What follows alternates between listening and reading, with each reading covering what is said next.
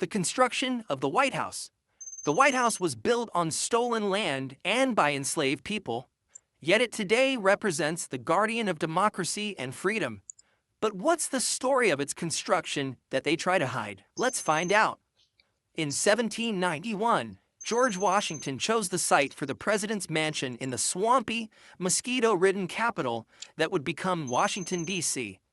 To give the new republic a palace that rivaled European grandeur, the government held a design competition, which was won by James Hoban, an Irish-born architect who drew heavily from neoclassical styles.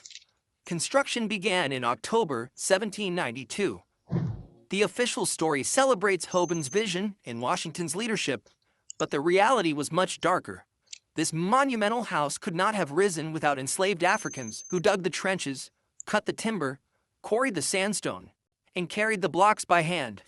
They provided the brute force that made Hoban's elegant sketches a reality, and yet their names rarely appeared in history books. The federal government literally rented enslaved men from their enslavers. Their labor was recorded in payrolls, but the wages never went to them. It went to the people who claimed to own them. Enslaved workers were joined by free African Americans and European immigrants, mainly Irish and Scottish stonemasons, who brought skill and artistry to the project. Together they built the structure, but the terms were far from equal. A mason might earn $1.25 a day, while the enslaved earned nothing at all. When Washington himself approved these arrangements, he effectively sanctioned the contradiction that would haunt the building forever.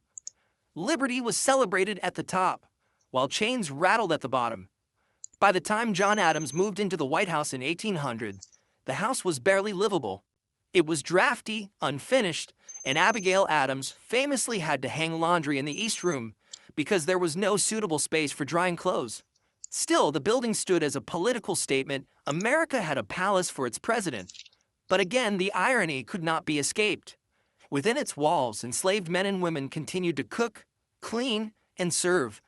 The so-called People's House was maintained by people who weren't even recognized as people under the law.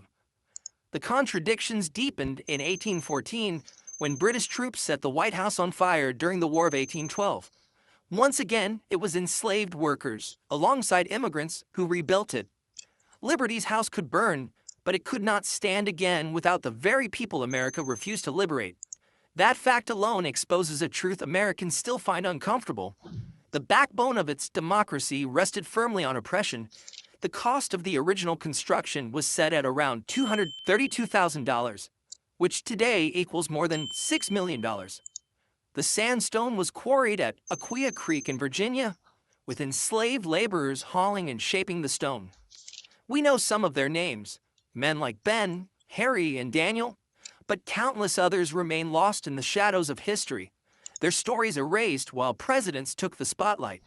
To this day, the White House is praised for its stately columns and grand halls. But those columns rise from foundations poured by men who had no freedom of their own. For decades, this reality was glossed over, whitewashed in school textbooks and official tours. Visitors learned about Hoban's design, the neoclassical architecture, or how the building survived war and renovation, but not about the men in chains who built it. Only in the late 20th century did researchers uncover payroll records and quarry logs that forced the truth into daylight.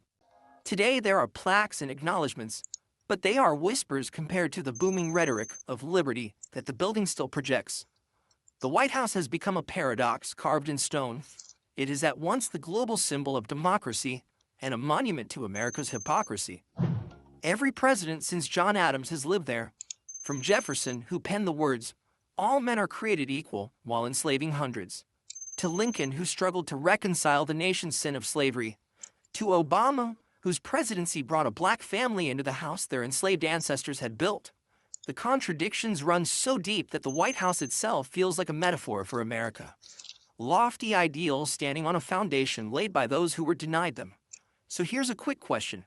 If the very home of American democracy was built on oppression, what does that say about the true legacy of liberty in the United States?